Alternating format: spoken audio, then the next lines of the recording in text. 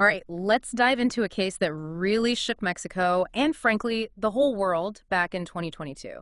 The disappearance and death of Debbie Escobar. And you guys have given us a ton of stuff to work through, news articles, investigations, even a true crime podcast episode on this. Our job, as always, is to sift through it all and try to figure out what really happened, especially because there's so much conflicting information out there. Yeah, it's almost like trying to put together one of those puzzles where you're missing pieces and then you realize some pieces are from a totally different puzzle. Yeah, exactly. So where do we even begin with a case like this? Well, I guess we start with the basics. On April 9th, 2022, 18-year-old Debbie Escobar goes missing after a night out with friends in Monterrey, Mexico. And that last picture of her, standing alone on that desolate highway they call the Highway of Death, it's chilling. It really is. Just imagine being that situation. It's terrifying. But, okay, so we have this photo, but how does it fit into the bigger picture? Well, it raises immediate questions about why she was even there in the first place. The initial stories from her friends and from the driver who supposedly dropped her off, they just didn't add up. And there's this one detail that really stands out. Debbie's friends, they contacted the driver directly instead of using the rideshare app. So no digital trail, no record of the trip, no way to track where they went. If they'd used the app, things might have been different. It's impossible to say for sure, but it makes you wonder. For sure. I mean, using the app, it adds a layer of safety, accountability. And then you find out the driver, he actually has a history of harassment charges, even attempted kidnapping. Oh, wow. That changes things. Yeah, it's like throwing fuel on a fire, Yeah. It makes you really suspicious. It definitely raises red flags, but having a rough past doesn't automatically mean he's guilty, does it? True, you can't jump to conclusions just because of someone's past. Right.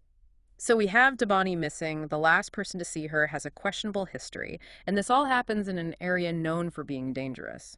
What happens next? Well, her family, they don't waste any time. They launch a massive search effort, and they're not alone.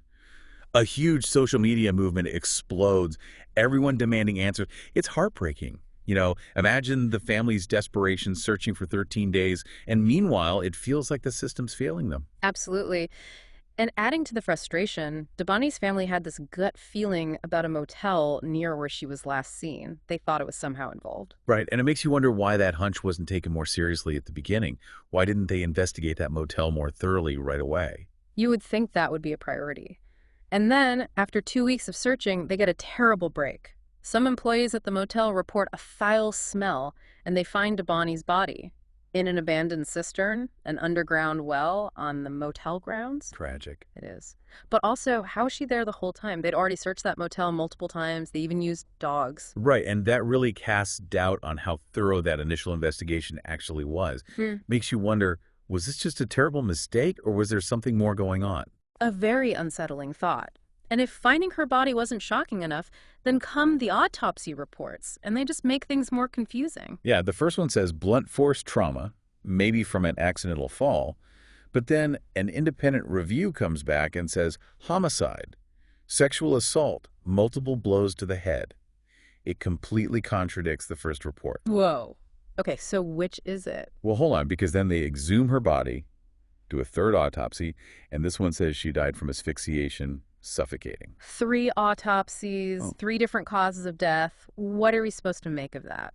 It really is a medical mystery, and it makes you question, how they handled the evidence. Were the first findings even reliable? Makes sense. We're already dealing with so much in this case. And then there's the security footage from the motel. Oh yeah, the footage they initially said didn't exist. Wait, so they lied about the cameras? They did. Told the authorities the cameras weren't working, but then, surprise, footage appears, and it shows Debbie on the motel property the night she disappeared.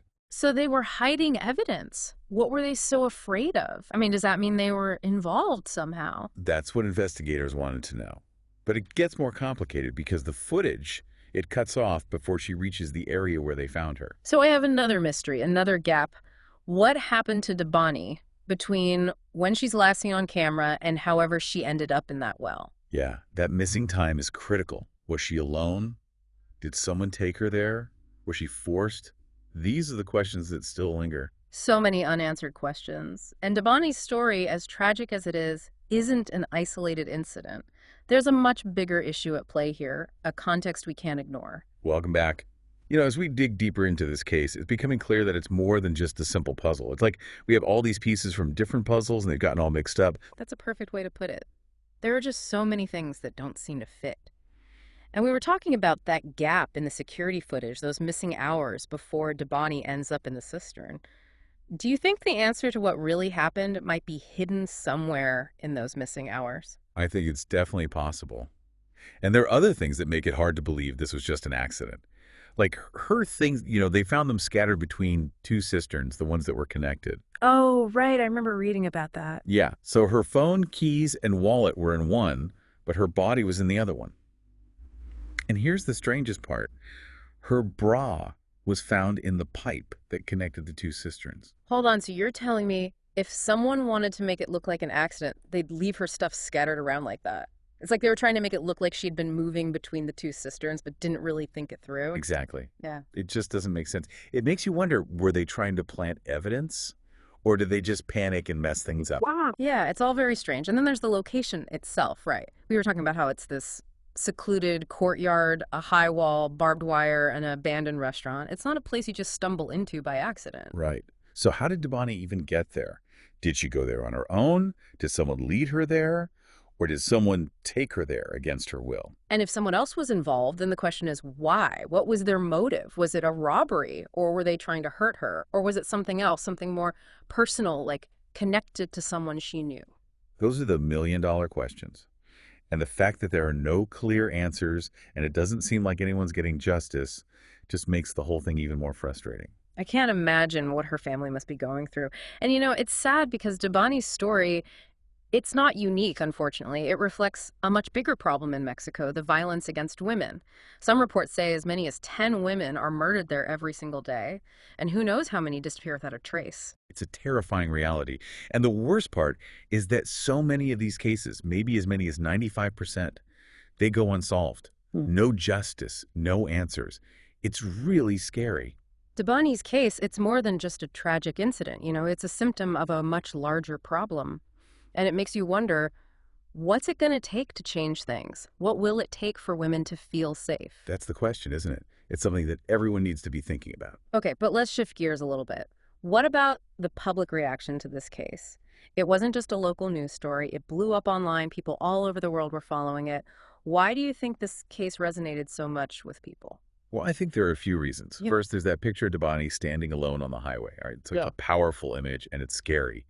And I think a lot of people, especially women, can relate to that feeling, that feeling of being vulnerable, of being alone in a dangerous place and not knowing what's going to happen. Yeah, you're right. That photo really captures that feeling. It's like a universal fear. And then there's the frustration with the investigation itself. All the conflicting stories, the way the searches were handled, the evidence that just doesn't add up, it really feels like the authorities weren't doing enough. Yeah, people were angry, and I think they had every right to be. It felt like the system was failing Debani, like it had failed so many others before her. It's like if it can happen to her, it can happen to anyone, and that's terrifying. It is. And that fear is what drove people to speak out, to demand justice. They weren't just watching the news, they were getting involved, trying to make a difference. Right, and it wasn't just online either. People were protesting, organizing marches, calling for real change in the system. It's like Debani's case became the symbol for a whole movement. It did. And it put a lot of pressure on the authorities, to really take the case seriously, to be honest with the public, and to do something about the violence against women. So do you think anything has actually changed because of Debani's case? Well, it's hard to say for sure. Real change takes time. But her story definitely made people more aware, started important conversations, and hopefully that will lead to some real meaningful change. Yeah, it's a good reminder that even in the face of tragedy, our voices matter. Even when things feel hopeless, we can't give up. Absolutely. We have to keep fighting for a better world, and it starts with standing up for what's right, speaking out against injustice, and demanding more from the people in power. Speaking of demanding answers, where does the investigation stand now? Have they made any arrests? Does Debani's family have any answers? Unfortunately, no. Despite all the attention, all the promises, the investigation is stalled. Those two motel employees, the ones who lied about the cameras, they haven't even gone to trial yet. Well, I'm not surprised. There are always delays. And Debani's father, he's still fighting, trying to find out what really happened. But his accusations against the driver and his claims about a cover-up, they haven't been proven. So we're left with three different autopsies, a bunch of evidence that doesn't make sense, and a family that's still grieving, still searching for the truth. It's a tragic situation, and it reminds us that we still have a long way to go in the fight for justice, especially when it comes to violence against women. Welcome back for the final part of our deep dive into this very complex case, the disappearance and death of Debbie Escobar. We've talked about so much, conflicting evidence and investigation that's basically gone cold, a society that's struggling with some serious issues.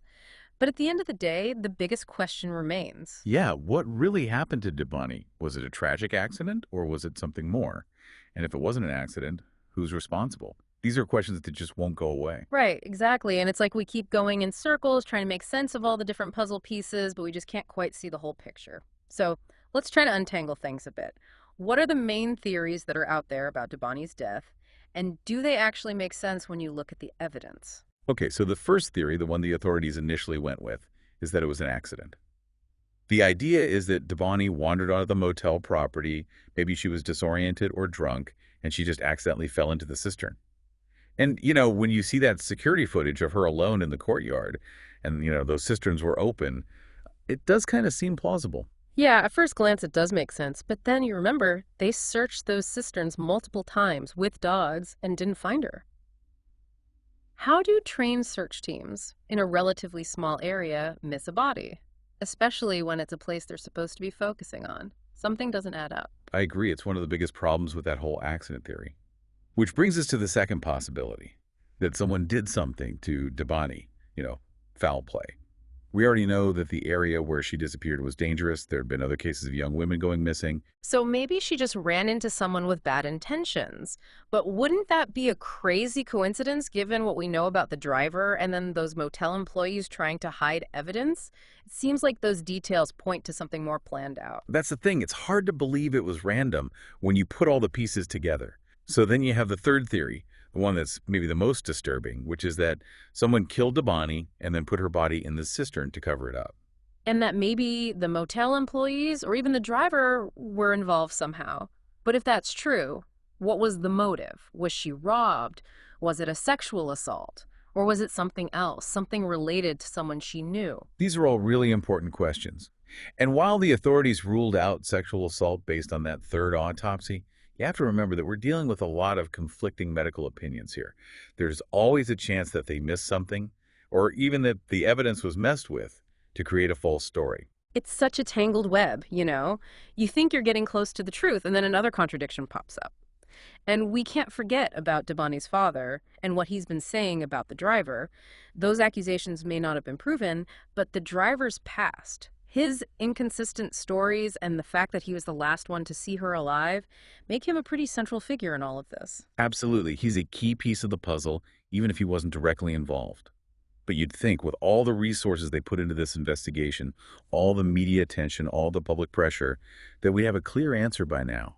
But it's almost like the truth is hiding in plain sight, and no one can see it. Okay, so we've talked about the theories, we've looked at the evidence, and we've tried to understand how complicated this case is. But what are the key takeaways here for our listeners, for anyone who's been following Debbie's story? Well, I think the biggest takeaway is that you can't give up hope. Debbie's family, they refused to let this case be forgotten. They kept the pressure on, and that's what brought new information to light with that security footage. It's a reminder that even when things feel impossible, you have to keep fighting.